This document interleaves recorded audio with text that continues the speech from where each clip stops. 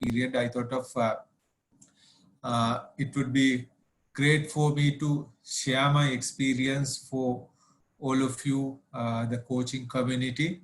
Then one thing that I'm expecting is to share my experience with you, and hopefully there may be some learnings in that experience. And on the other hand, I think for me to get the feedback of the coaching community for us to, I think, enhance what we are doing right now, and even enhance our knowledge. And then maybe sometimes for us to share some of the experience that you would have gone through by now during the crisis, because this was common to all of us. Now, if I can remember right, I think the COVID crisis situation hit us exactly on 16th of March was the date that the country started clearly feeling that there is a threat in our island. And by now, China and a few other countries, I think, got infected, and it was like one case, two cases in different countries and regions. So that is the time we got to know that this crisis is coming to us. At that time, it was a real panic in the minds of the employees, management, and even the citizens of the country, and even the government. It was a kind of a panic feeling. So at that time, we were unable to think what we are going to do, because this is completely new. We have never lived that kind of I think situation in the past, even though we have faced some other crisis situation in the country. This is the first time that we are facing this magnitude of a crisis. That's true for the entire world. That's true for us as well. So what we did at that time was, as a team of management and as HR team, so we were very mindful about what is going on. And first thing that we thought to ourselves was, we do not want to become part of this crisis. And we wanted to be out of crisis and then see the reality of the crisis and try to manage it using our intelligence and using our ways of looking at a challenge. So that was the main I think success that I see in our approach, because we didn't want to be a part of the crisis, but we need to be outside the crisis and look at it objectively and try to manage it in the most appropriate way, given the context of the country, organization, and the global situation. So with that in mind, we started our operation. And first thing was to understand what is going on, and what is going on in the world, what is going to happen in the country, and what's happening in the region. So for that, we got together with a global organization, and so they had a crisis, global crisis cell. And so going on line with that approach, we started our own crisis cell in Sri Lanka. And then I think we wanted our factories, we have 12 factories in the country, 12 factories also, to start crisis cells in each factory. And then we started working through these crisis cells to manage the situation. So, so when we, I think, start that approach, we had a philosophy. Now I will take you through that philosophy. If you can you see the slide now? Yes, Okay. let's move to the next one. And so we had a commitment towards our employees as well as the organization. So one thing, we are committed to protecting our employees as well as protecting the company future. So that was our commitment. And we had a way of doing it.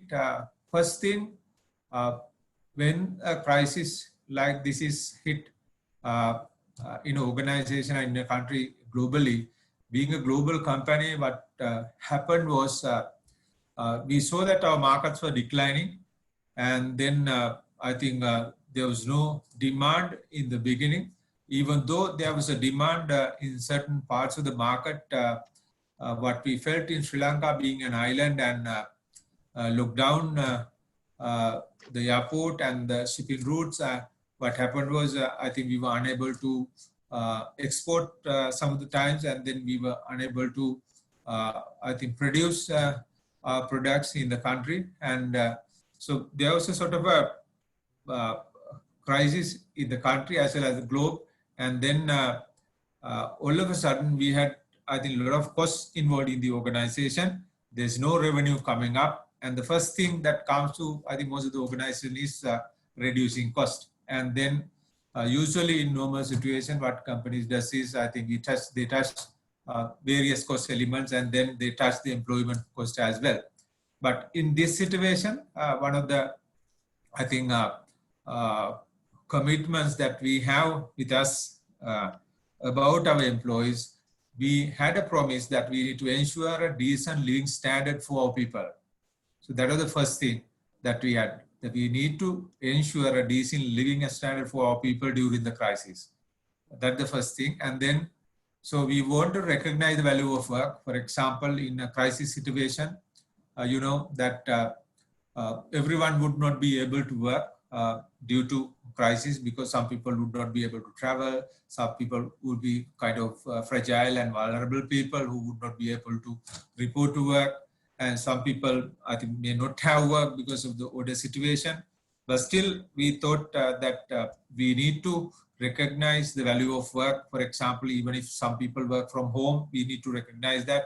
And if some people take the risk and come to work physically, and then we need to reward them differentially, and then we made arrangement for that. Like that, recognition of value of work was another element. And then, as I said earlier, we didn't want to become a part of the crisis. We were staying out of the crisis. And then while managing crisis, we started preparing the rebound because we knew that as a fact, there should be an end to this crisis, and there should be a time the country and the world will become normal. And then we need to be ready to rebound at that time with a sort of a new energy in the team. So preparation for the rebound was, we started from the beginning. First week was panic. And then second week of, I think, we getting out of the crisis and planning to manage the crisis and support employees to improve their, I think, health and safety. And then third week, I think, we started rebound. And when we started rebound, actually, it created a different momentum in the minds of the management as well as people, because through our communication system that I will explain later, we started communicating each and every these steps to all employees. And then through that, people also go to know that we are not going to be a part of the crisis. We are going to stay out of the crisis and manage the crisis prudently. So rebound plan, another commitment that we had among ourselves for the company as well as for the employees, because that is very critical for the employees as well. They can't stay home for a longer time, and they know that if they stay home for a longer time, there won't be possibility for us to pay them continuously. Therefore, they also had a concern that we need to restart this operation somehow. And then the other commitment that we had was strengthening the solidarity. That means at the time of crisis, and people face difficulties, and even the company face difficulties. Because of that reason, we wanted to look at the overall system rather than just looking at the business or just looking at people.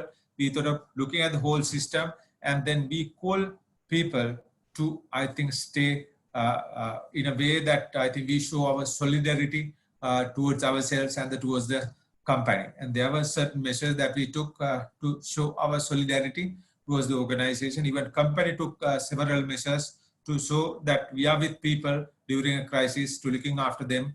And that was the kind of solidarity we had right throughout the organization. And then I think we had several programs for caring for people and teams. And this is again purely to establish the, I think, level of engagement that we wanted to establish among people.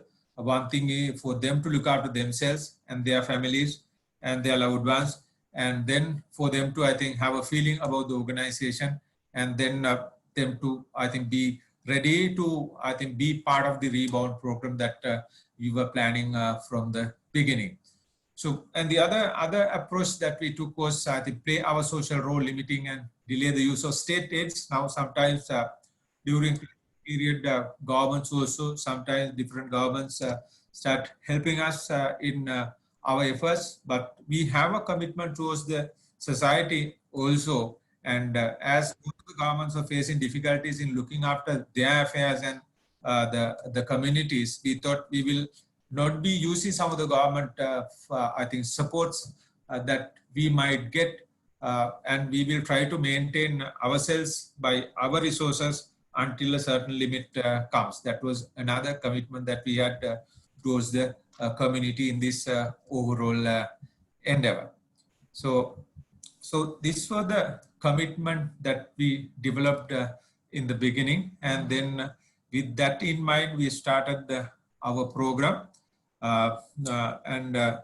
So we went through from March 16th, April, May, and around June 30th. I think until June 30th, I think we were working very hard. And then in the middle of the career, I think we were the first one to close our factories in Sri Lanka. I think when the crisis hit, I think we closed all our factories on 16th of March.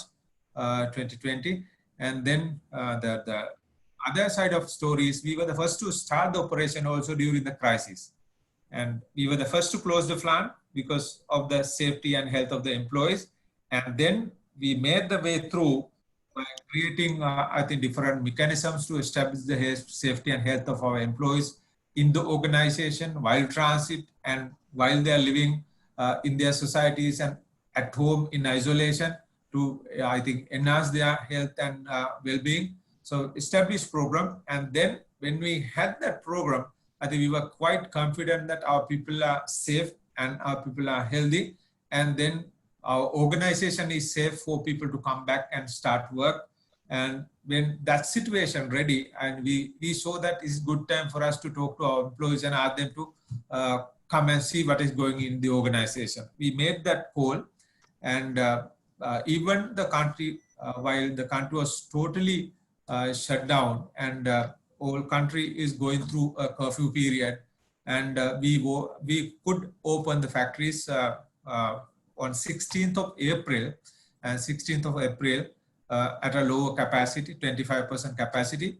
And then I think gradually we plan to, I think, ramp up the operation up to 65% by the 1st of July. And when we go through the process, what we experienced was by 1st of July, we were able to ramp up to 85% in some of the factories. In some of the factories, we were able to, I think, ramp up to 95% of the capacity. That was very successful, and no one was refusing to come to work, and no one was, I think, creating any noise or challenging us or anything. It was a very positive response for our employees.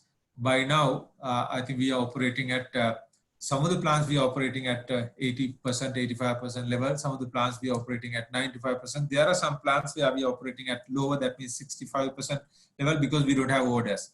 For some of the plants, we don't have orders, because of that we are running and at that level.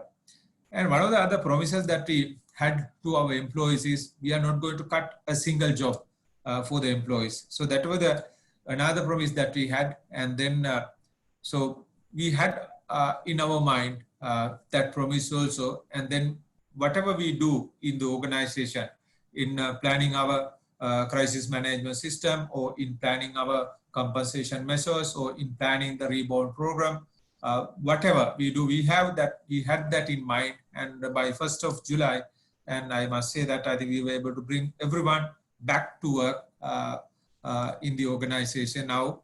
By now, all the employees are employed in the organization. So then I will take you through some of the activities that we did to establish and maintain the commitment of our employees, or the engagement of our employees into the organization. One thing that I did actually, we had separate crisis management cells operating in the organization globally, regionally, as well as in plant level. But when it comes to Sri Lanka, I make it a point to have a group HR meeting, that is myself and my team and all plant HR managers meeting every day. Every day evening, 2 hours, I had a meeting with them, and then I had a series of discussion about what is going on in the organization, what kind of support they need through the leadership of the organization, and what is going on with the lives of the employees.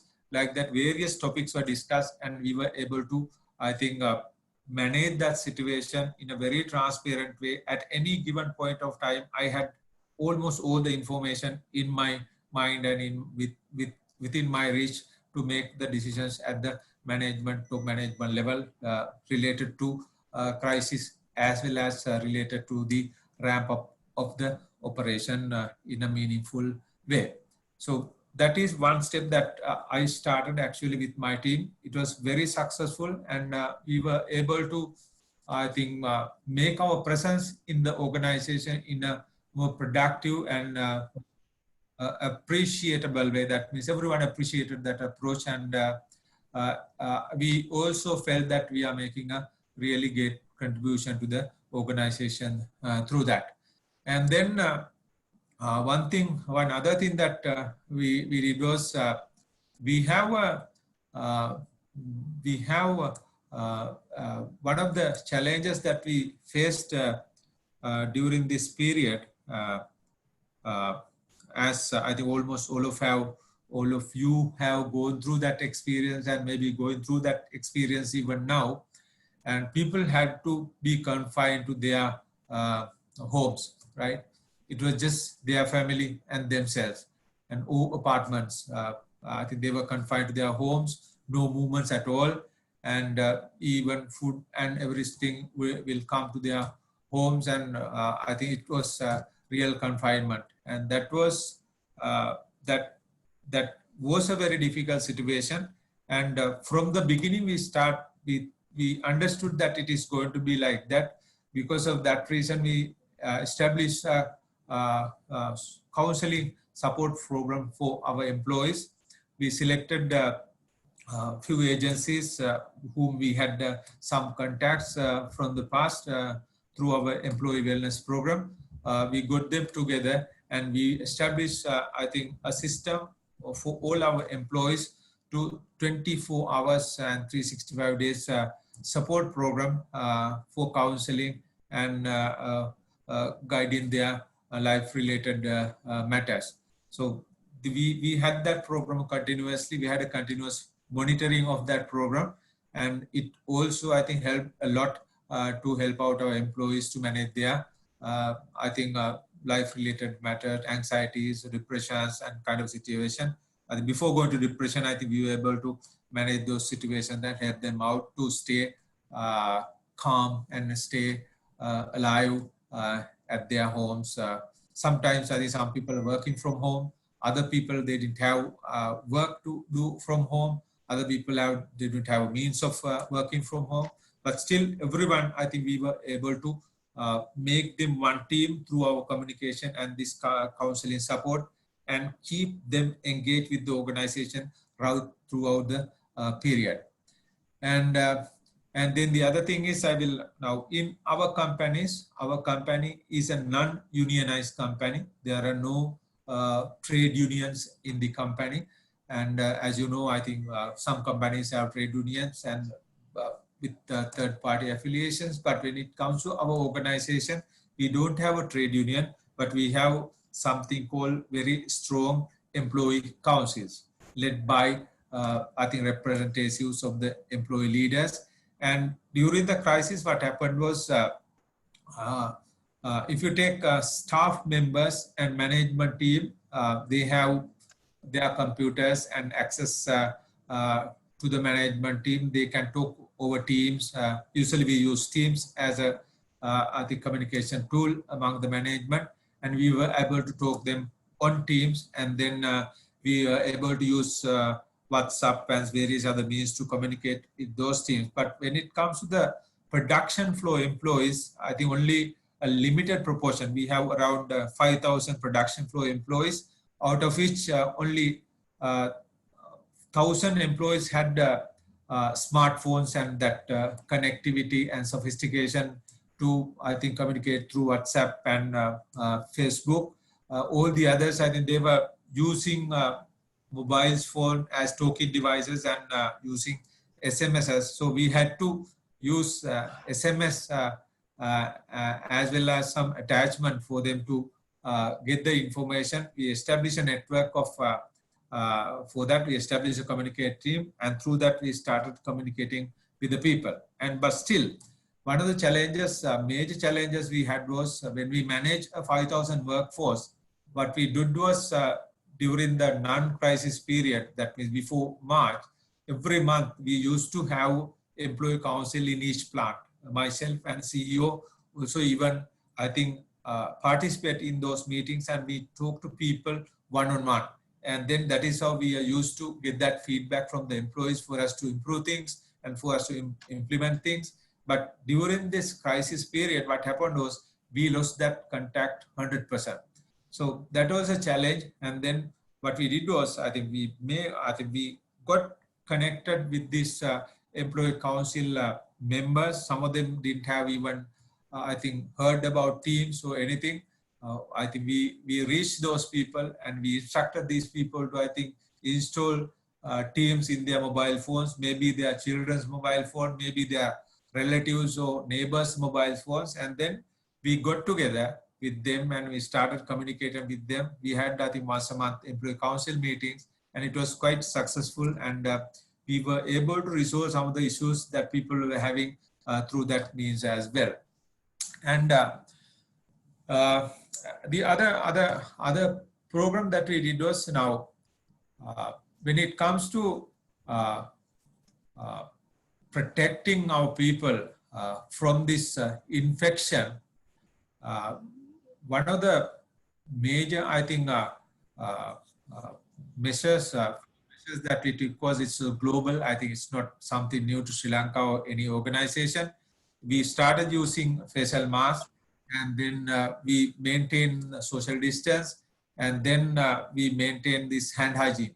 Those are the three things that we practice, and we, I think, ask our people to practice also.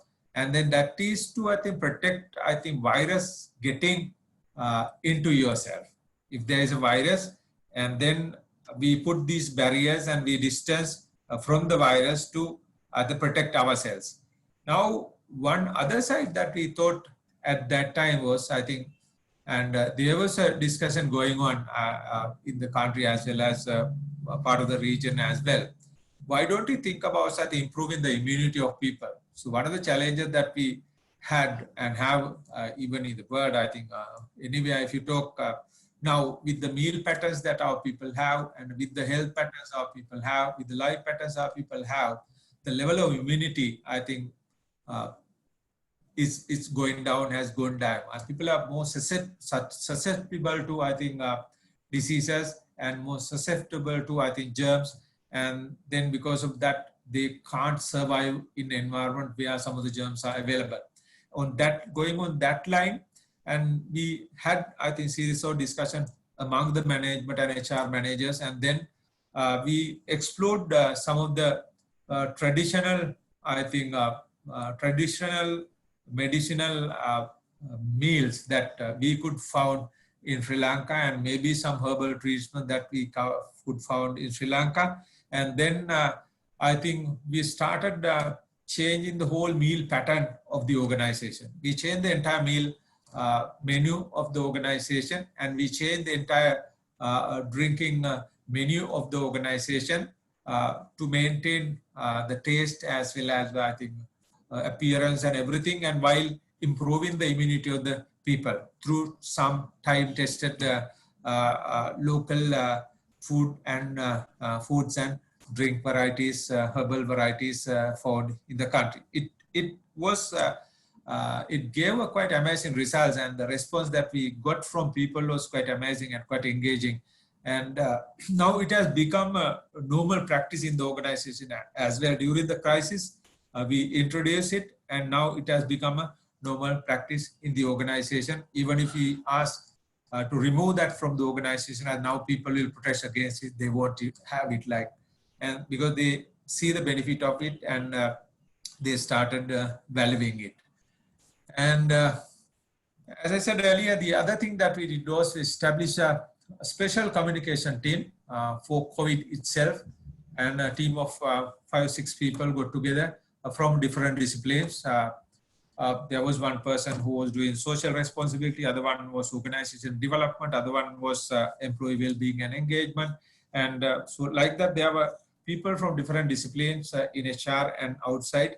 We took them together, understanding their different competencies and aptitudes they had, and we put them together, and then they started working on a comprehensive communication programs to keep the people engaged with the organization right throughout the crisis, and then to make them ready for the rebounds.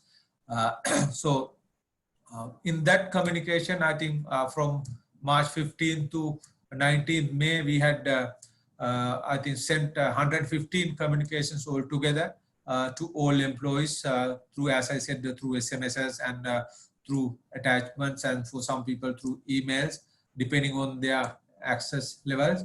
So those I think messages related to HSC related information, employee motivation and engagement related information, and working condition changes that is going to happen in the organization, and management decision and updates, and employee administration updates, and COVID-19 related global as well as local updates were provided to employees every day. I think every day get some kind of a update about what is happening in the world, what is happening in the country, what is happening in the organization globally, and in Sri Lanka. They got all that information through our communication team.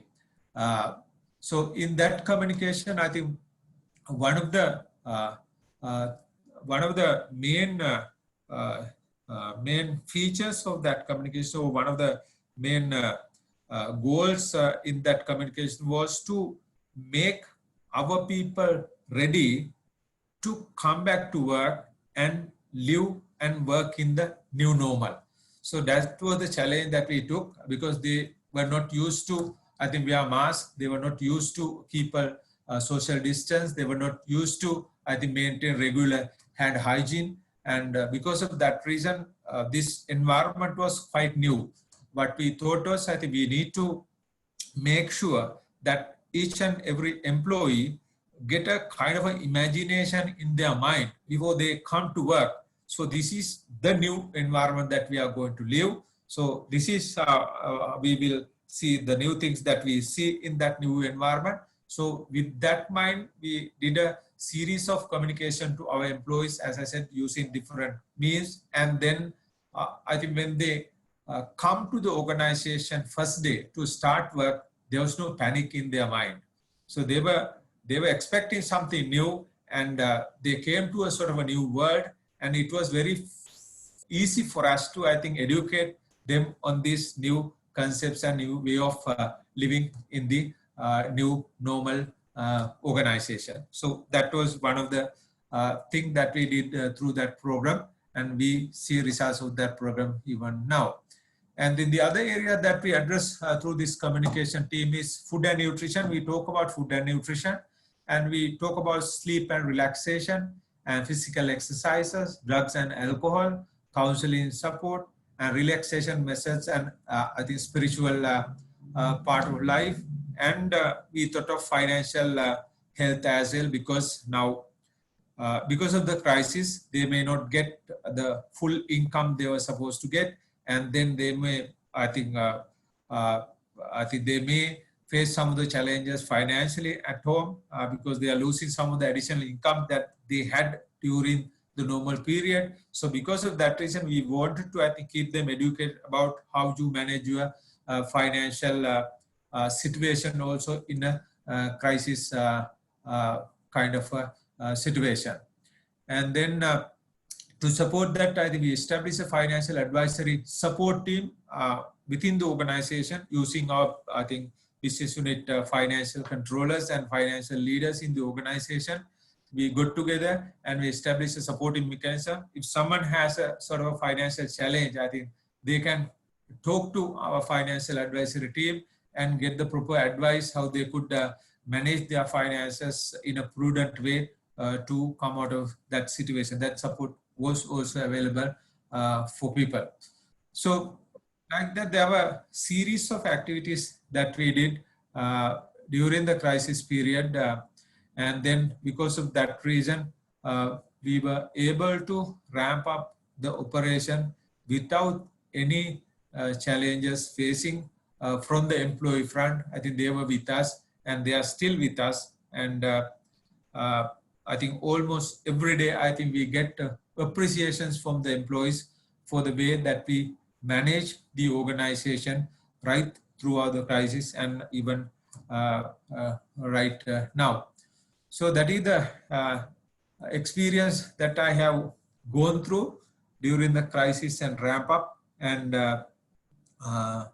now, so that is all I have as a presentation. And if you can, I think, start discussing any of the concerns or comments or feedback or questions or some best practices you would have in your organization, that would be good for us to discuss now. Thank you. Thank you. That was an awesome presentation. Thank you so much. And the information that you shared is just, it was really, really, you know, especially with the crisis that's going on now and everything that is happening, just the way sharing that information. But I was really, really impressed by what you're doing as an organization, as not only just for the safety of your employees, but also education, support, making sure that they're being paid and not losing their role, not losing their jobs, which is something that most people, I'm sure, have been worried about. So I really, really was very, very impressed with that, and I'm sure the others were too. Does anyone have any questions or comments for Sarath?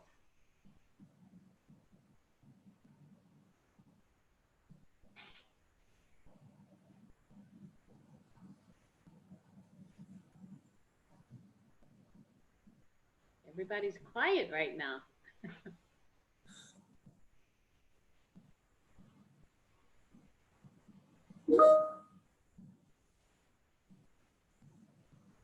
I guess we have no question.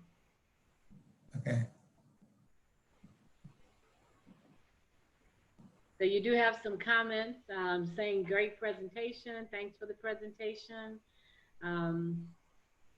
Anuja says good job.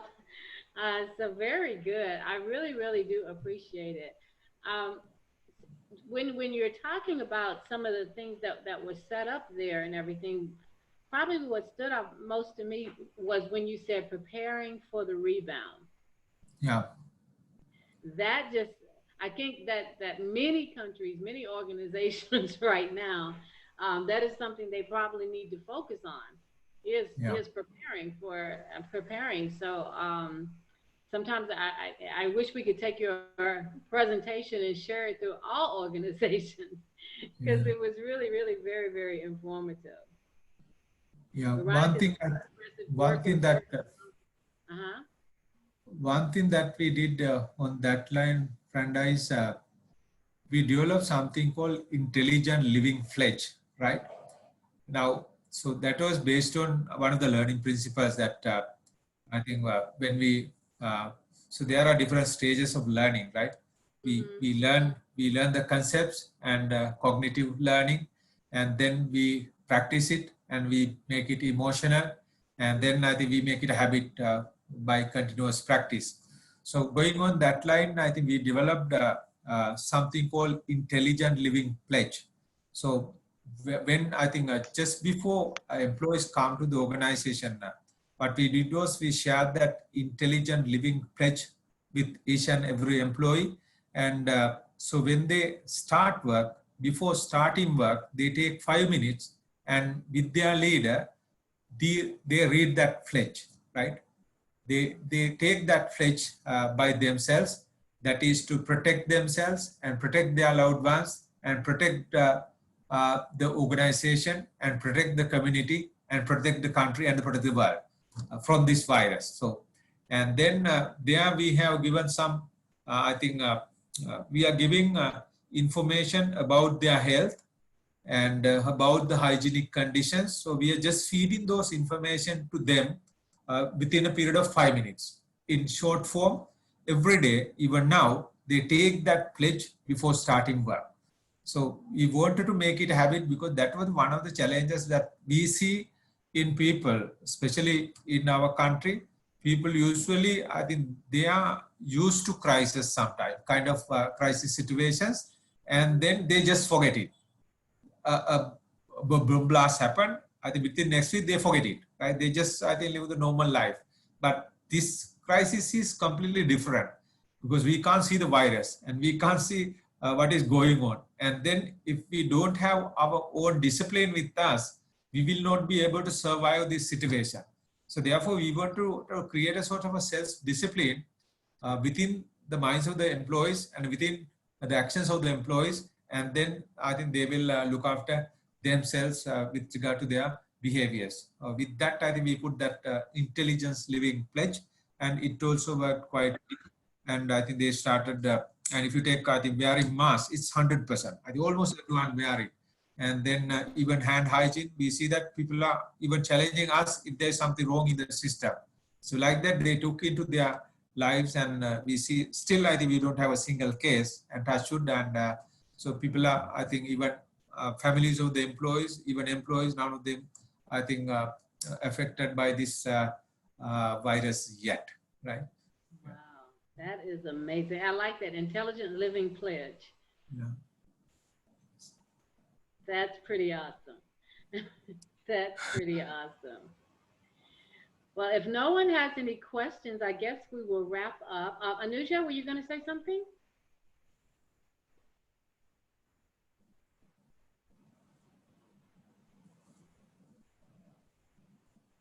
Okay, I saw she unmuted herself. I thought she was going to say something. But with that, if we have no further questions or any comments or anything, we will just go ahead and end now. Thank you again for a really awesome presentation. For those of you that are here, the presentation will be uploaded on the Facebook page, as well as I think in YouTube, and we can all go back and watch it again and just gain even further information. So thank you so much. Thank you all for joining, and thank you, Sarath, for a wonderful presentation.